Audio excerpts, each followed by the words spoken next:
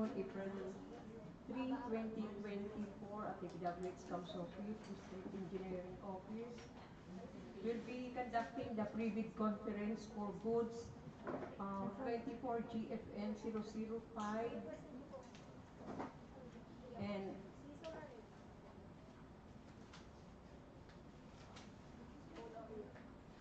24 GFN 006.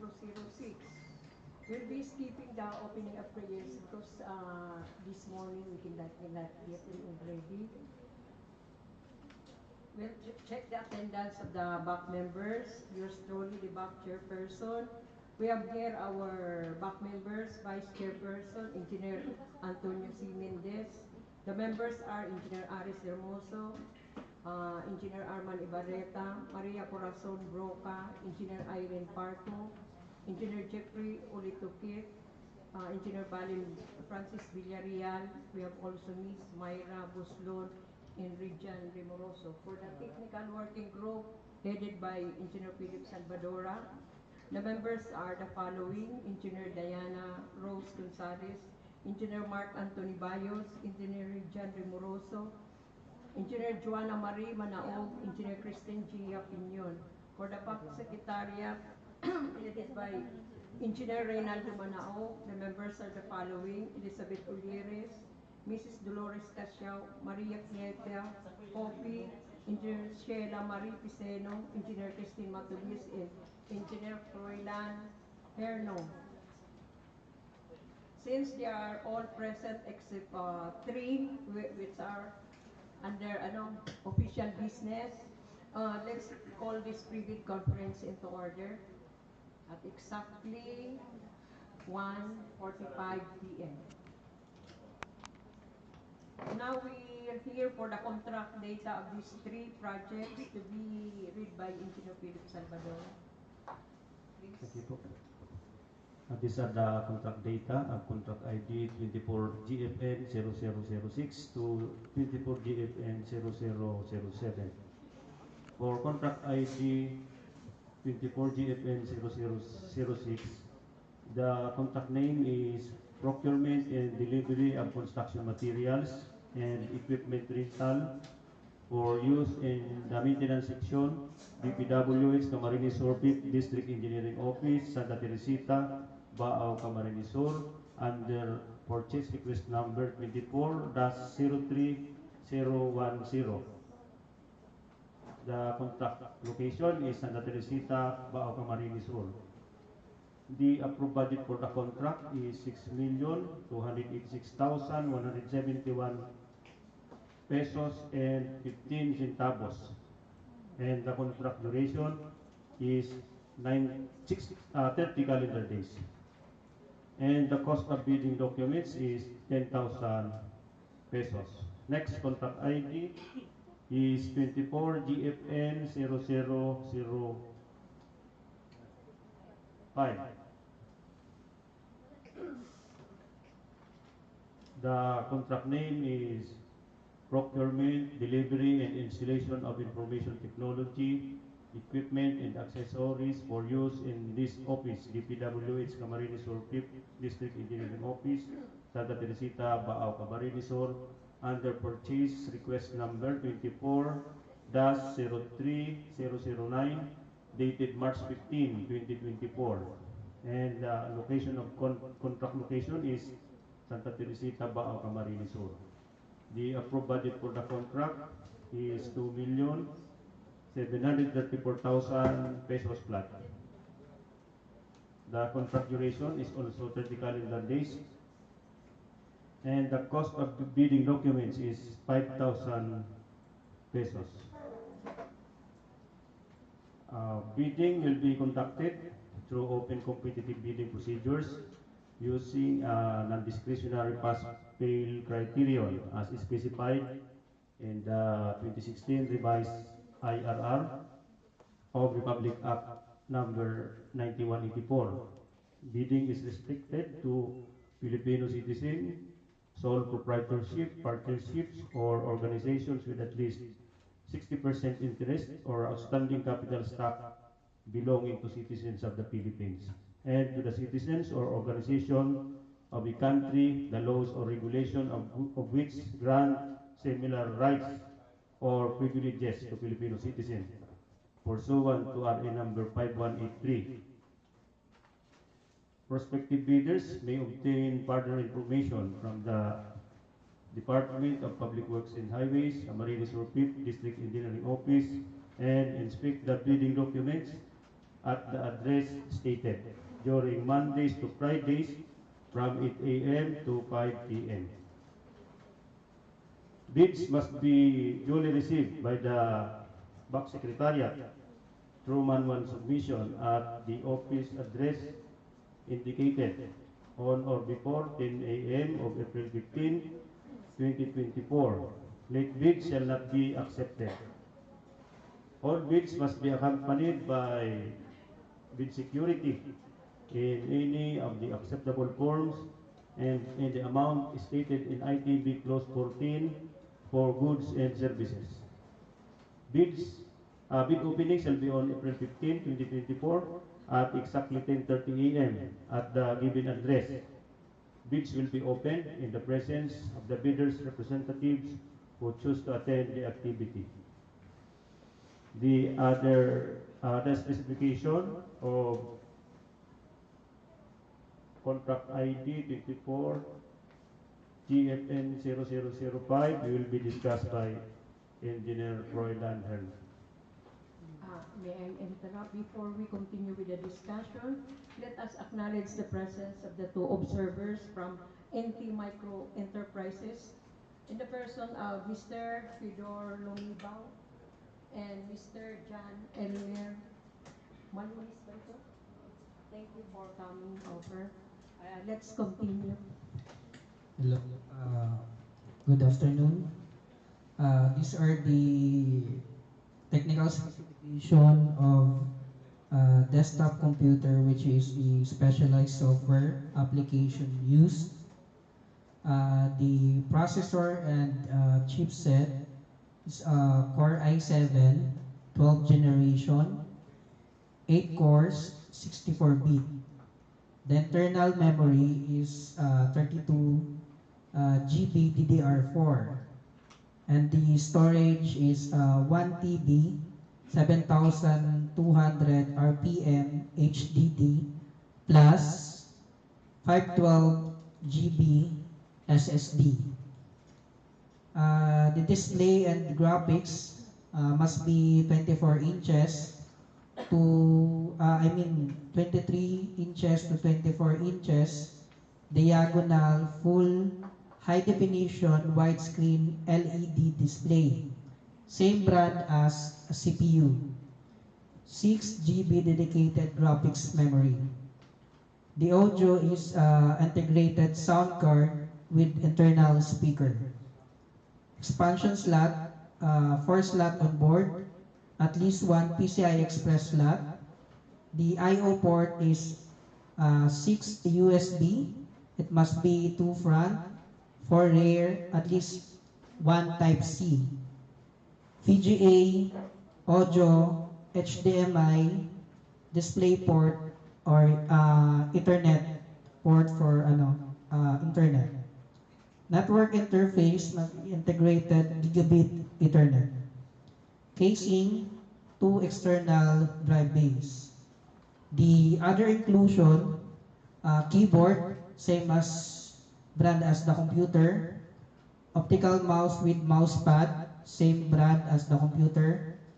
Webcam, 2MP full high definition. Headset with microphone, 1 meter cable length with noise cancellation features. Audio jack, USB connection type, must be compatible with the offered desktop. UPS, it must be manufacturer standard.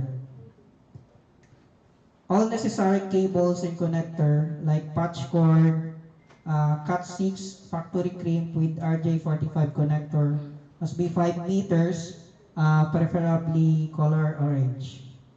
Software, the operating system, license Windows 11 Professionals, 64-bit with media installer, must be activated with Microsoft prior to the delivery.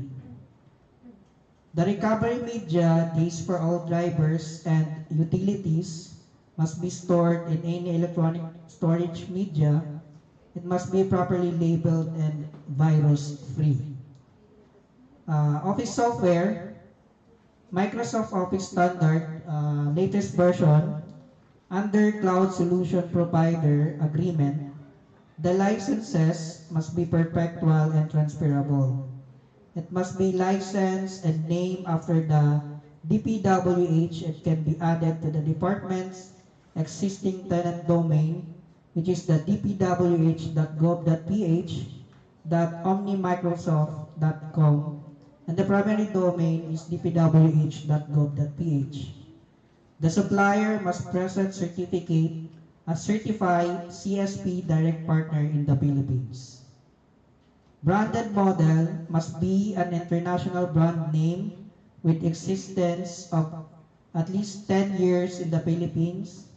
It must be in the current catalog and not end-of-life manufacturer's certificate is required.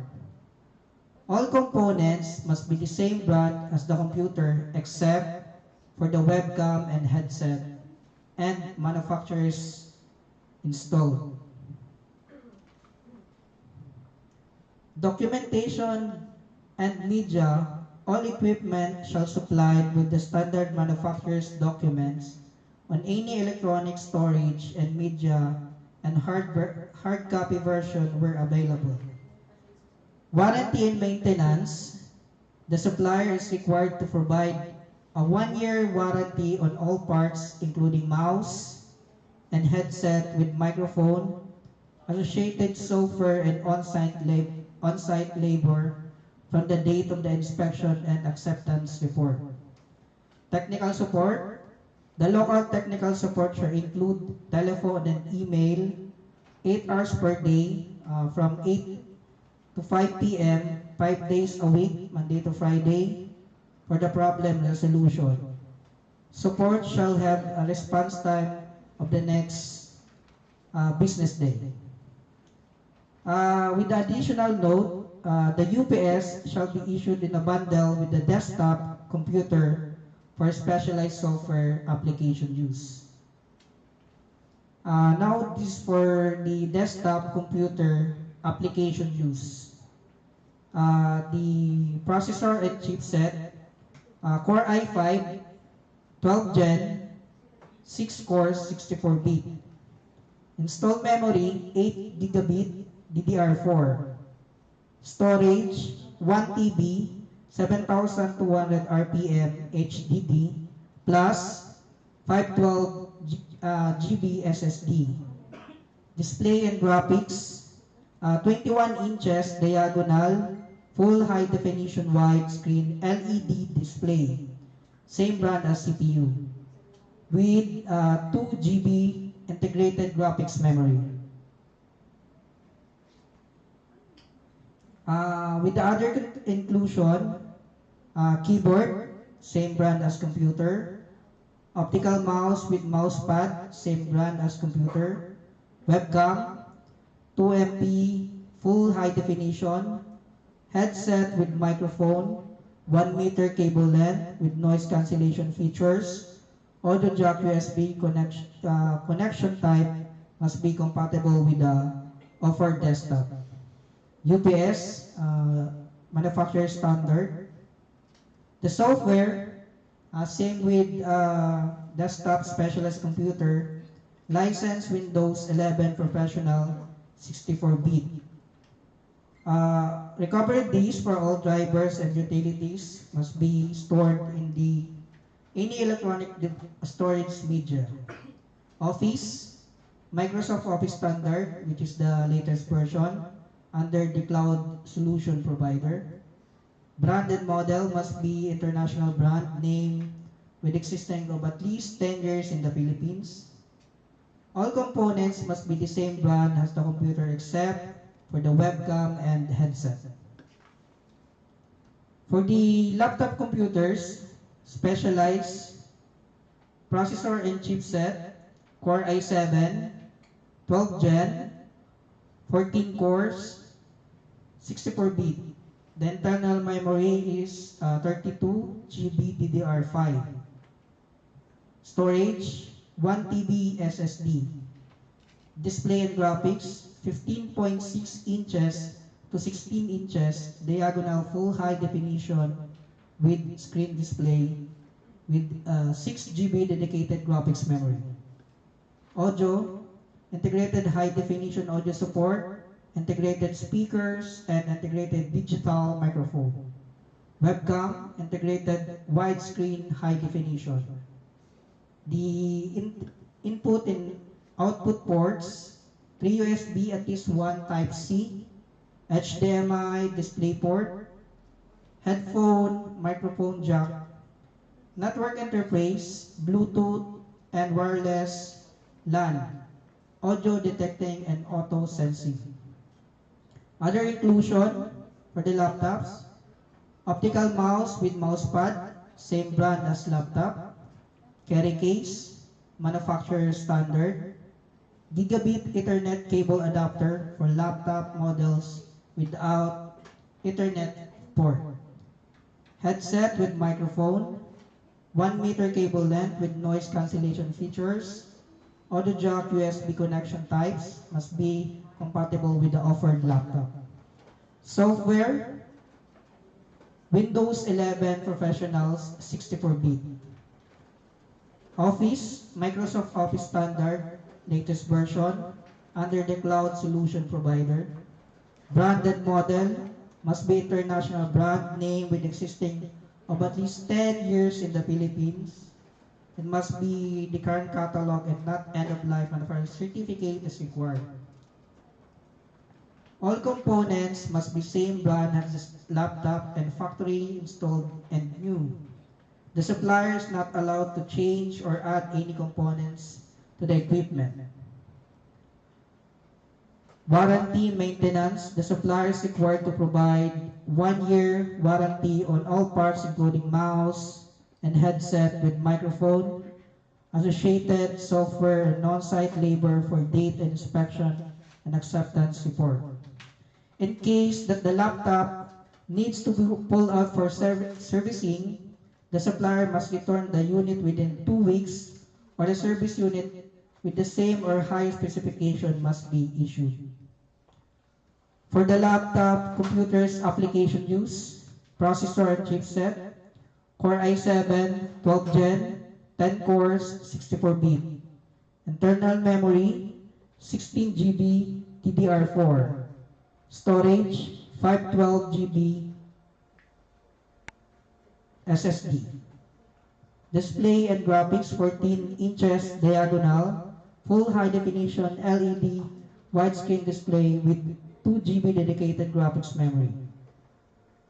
Inclusion, optical mouse with mousepad, same as brand as laptop, carry case manufacturer standards, gigabit Ethernet cable adapter for the laptop's model without Ethernet port, headset and microphone, software, operating system, Windows 11 Professional 64-bit, Office, Microsoft Office with the latest version under the cloud solution provider. Branded model must be international brand name with existing of at least 10 years in the Philippines. Warranty and maintenance, the supplier is required to provide a year warranty of all parts including the mouse and headset with microphone, associated software and on-site label from the date of the inspection acceptance report. For the printer, inkjet printer color A4, the function is to print, copy, and scan. Printing system, inkjet color, print and copy speed 22 ppm/cpm or ISO 9 IPM, speed measured using A4 letter size paper. Ink system, continuous ink supply system, ink tank system, original or built-in, refill must be available nationwide, certificate of authenticity is required. Network interface, fast Ethernet, I/O port, USB 2.0, or Ethernet RJ45. Paper handling, duplex printing, automatic two-sided printing.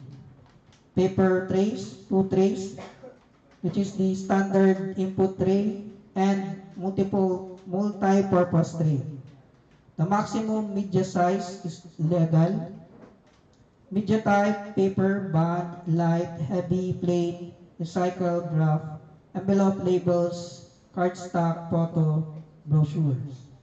The software must be supported operating system, which is the Windows 11, Windows 10, Windows 8.1, either 32-bit or 64-bit. Accessories, other inclusion, pre-installed ink tank with additional 3 standard ink refill bottles per color. Cables and connector, all necessary cables and connector, patch cord, Cat6 factory crimp with RJ45 connector, 5 meters, preferably color orange. Warranty, maintenance, the supplier is required to provide a year warranty for all parts and on-site labor from the date of inspection acceptance report. And for the printer, A3 size, function, print, copy, and scan. Printer size is A3. Print technology, inkjet color. Ink system, continuous ink supply system, ink tank system, original or built-in. Refill must be available nationwide. Certificate of authenticity is required. The I/O ports is USB 2.0 and Ethernet RJ45. Paper handling, automatic two-sided printing. Paper trays, 2 trays.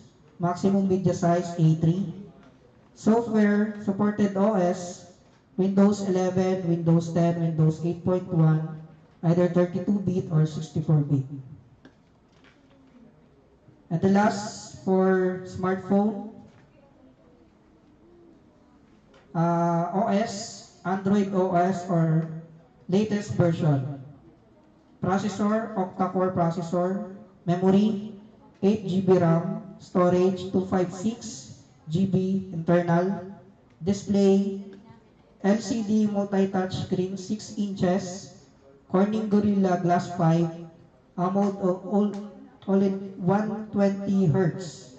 Camera, 2MP main camera, front, geotagging features. Connectivity, 2G, 3G, 4G, 5G network. Wi-Fi, GPS, Bluetooth. Sensors, gyroscope, compass, magnetometer, proximity, accelerometer. Interface, charger port, nano SIM card slot. Accessories, other inclusion, charging or data cable and power adapter, same brand as smartphone. Headset, manufacturer standard. Branded model must be international brand name with the existence at least 10 years in the Philippines. Warranty, 1 week unit replacement and 1 year on service. Thank you po. Thank you, Engineer Froilan. Let's continue with the requirements of the bidding documents to be discussed by Engineer Siren Canisa.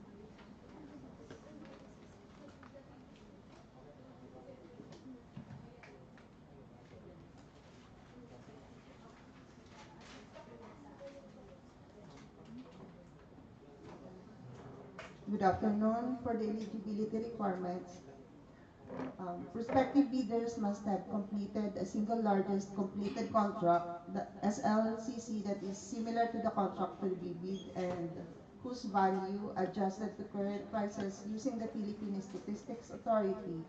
Consumer price indices must be at least 50% of the approved budget for the contract to be bid and comply the required major categories of works pursuant to DEO number 117 series of 2017. For eligible bidders, number 1, only bids of bidders found to be legally technically and financially capable will be evaluated. Number 2, foreign ownership limited to those allowed under the rules may participate in this project.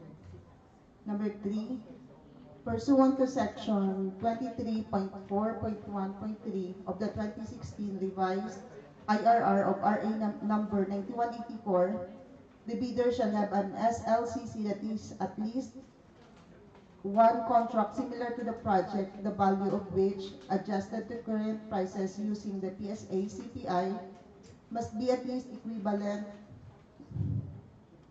for the procurement of expendable supplies. The bidder must have completed a single contract that is similar to this project, equivalent to at least 25% of the ABC. And number 4, the bidder shall comply with the eligibility criteria under section 23.4.2 of the 2016 IRR of RA number 9184. Thank you.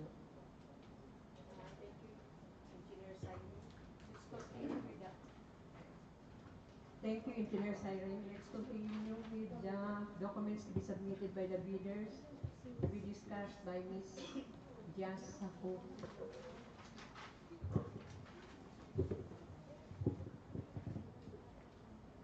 Good afternoon. For the financial checklist, number 1, original of duly signed and accomplished financial bid form. Number 2, original of duly signed and accomplished price schedule. Other documentary requirements are under RA 9184 as applicable. Number 1, for foreign bidders claiming by reason of their country's extension of reciprocal rights to Filipinos, certification from the relevant government office of their country stating that Filipinos are allowed to participate in government procurement activities for the same item or product. And number 2, certification from the DTI if the bidder claims preference as a domestic bidder or domestic entity.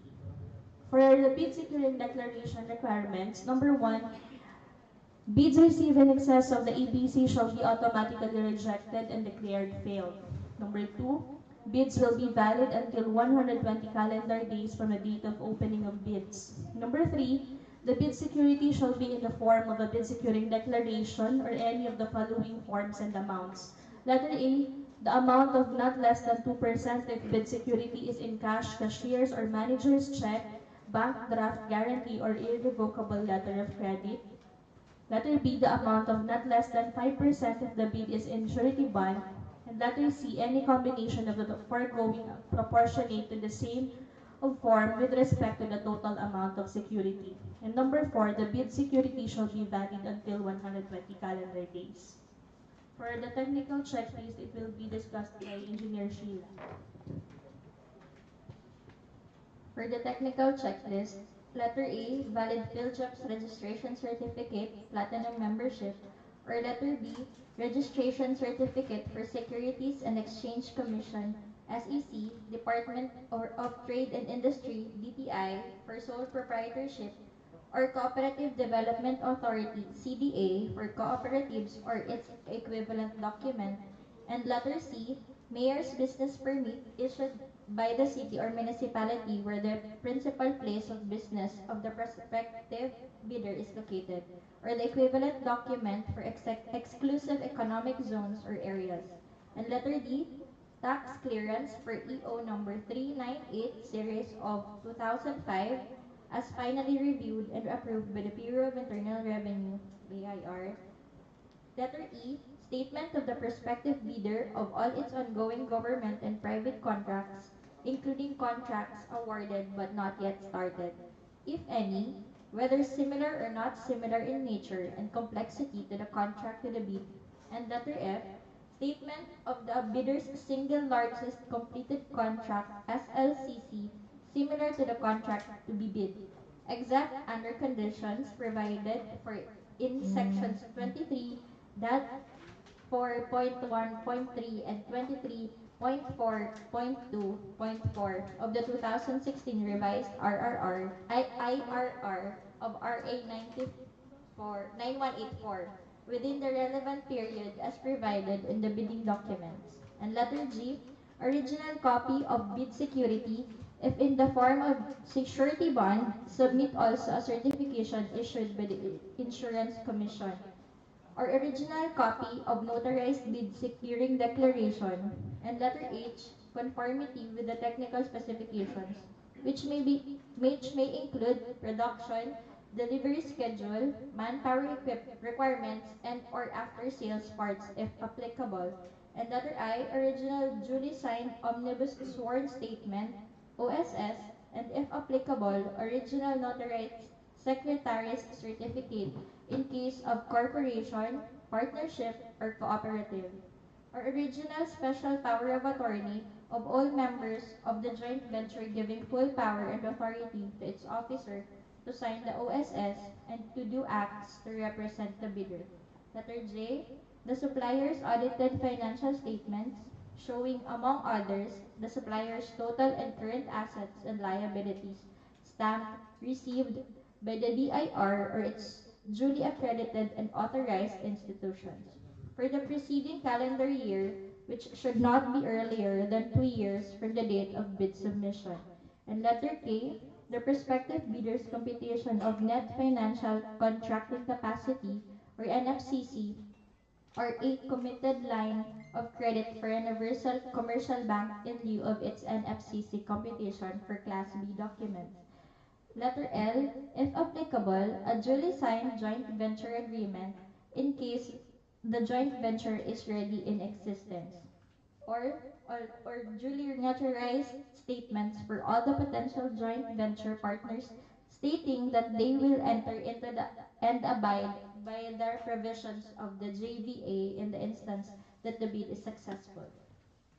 For additional requirements of bids and data sheets will be discussed by engineers. For additional requirements of bid data sheet, number 1, the bidder shall submit one original and one copy of the first technical and second financial components of each bid. Number 2, all pages must be numbered paginated consecutively at the top hand right margin. Each page signed by the bidder below page number and the total number of which must be indicated in the covering page and signed by the duly authorized representative. All set of documents, financial and technical envelopes must be properly book-bounded pursuant to DEO 90 series of 2002. Number 3, use checklist of technical and financial envelopes hereto attached. Section 9, bidding forms and shall be included at the first page in the book bounding of each envelopes with ear tabbing label for each checklist. Number 4, the DPWH Camarines Sur District Engineering Office of Camarines Sur reserves the right to reject any of all bids declared or failure of bidding or not award the contract without incurring any liability or obligation to the affected bidders.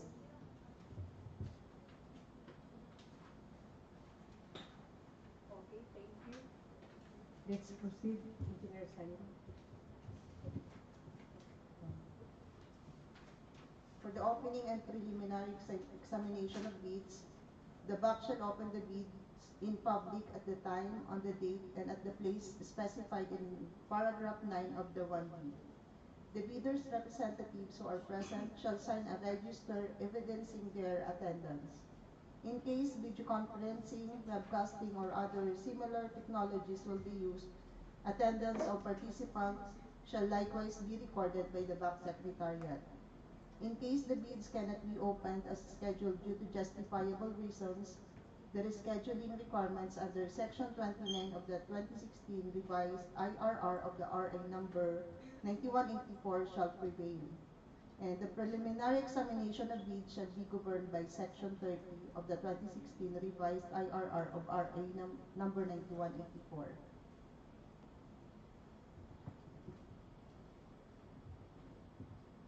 For the detailed evaluation and comparison of bids, the procuring entity's BAC shall immediately conduct a detailed evaluation of bids related past using the non-discretionary pass-fail criteria. The BAC shall consider the conditions in the evaluation of bids under Section 32.2 of 2016 revised IRR of RA 9184.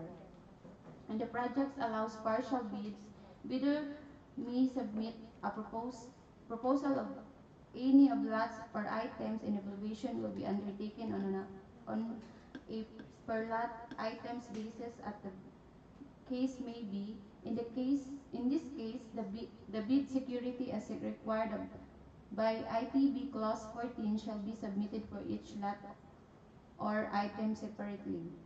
The description of the lots or items shall be indicated in Section 7 Technical Specification, although the ABCs of these lots or items are indicated in the BDS for purposes of the NFCC computation pursuant to Section 23.4.2.6 of the 2016 revised IRR of RA 9184. The NFCC must be sufficient for the total of ABCs for all the lots or items participated in by the prospective bidder. The project shall be awarded as follows. One project having several items that shall be awarded as one contract, except for bidder submitting a committed line of credit from Universal Commercial Bank in lieu of its NFCC computation.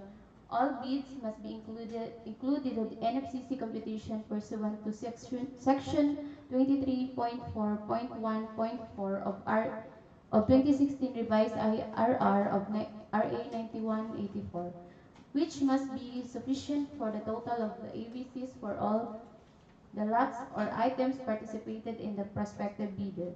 For bidders submitting the committed line of credit, it must be at least equal to 10% of the ABCs for all the lots items participated in by the prospective bidder.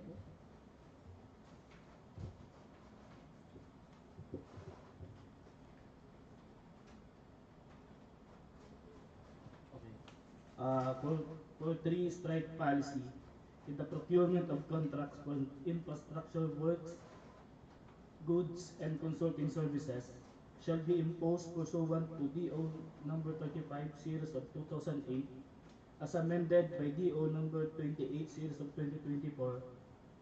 Bidders are reminded on different offenses and penalties provided for in the revised IRR for RA 9184 and on the provision governing the imposition of administrative sanction for contractors who tend to defeat the purpose of competitive bidding, except for valid reasons pursuant to DO number 28 series of 2024, copy attached in the bidding forms.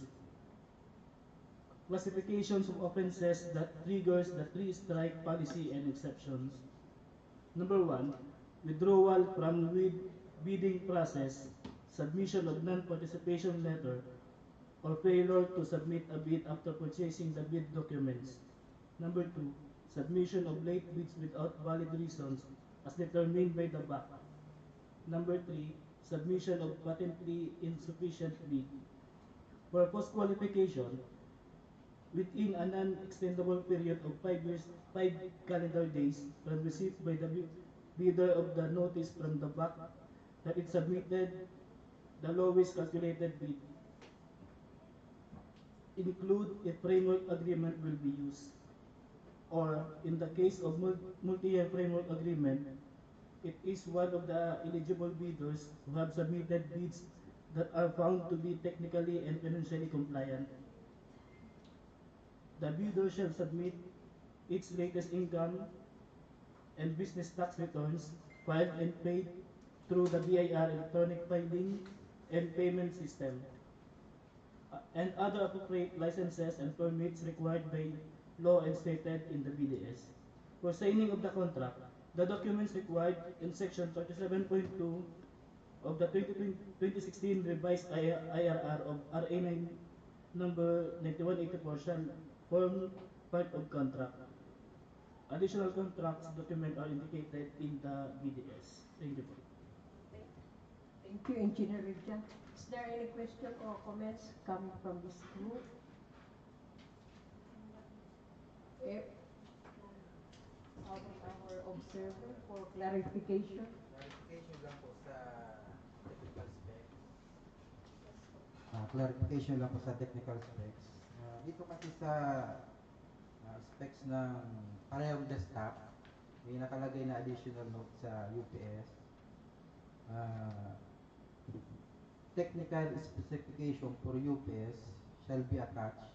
So, kung meron kayong specification ng UPS, Hello, good afternoon, sir. Yes, sir, meron naman po kaming mga technical specification ng UPS for desktops. paano ba namin makukuha yun? They are asking if how can we get the copy of that. Pwede naman mag-provide po ngayon ng specification. I see, sir, after this prepaid conference, you can go to Engineer Floridan for the clarification for the specs needed for that. Okay, thank you. Thank you very much for that question. Thank you po. Any other questions to be raised by the group? If there are none, this pre-bid conference is adjourned at exactly 2:27 p.m. Thank you very much for the presence of the BAC members, the WG BAC Secretariat, and of course, the presence of our observer. Thank you, sir. You have still question? May tukol po sa PG. Sige po. Adjourn po na, sir. Dito lang po kasi sa clarification lang dito sa all pages must be numbered and paginated. Kagaya po ba nito, page 1, tapos signed by the, kasi nakalagay pa dito kasi use checklist as the page 1, di bali 3 pages yung checklist. Ang sunod na page, yung covering page niya as page 4, ganun po ba?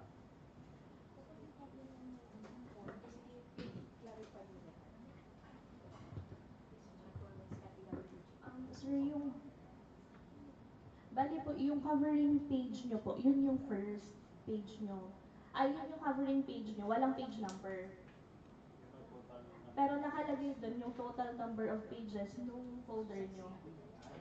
Opo, hindi siya included. Yung bali, yung magiging first page nyo is yung checklist. Okay. Yun yung page 1. Number yung covering page. Wala po, sir. Checklist. That is number 1. Opo. Followed by other pages. Tapos dun sa cover page niya, huwag niyo kalimutan lagyan kung ilan yung total number of pages ng entire document niya. Tapos signature po ng authorized signatory.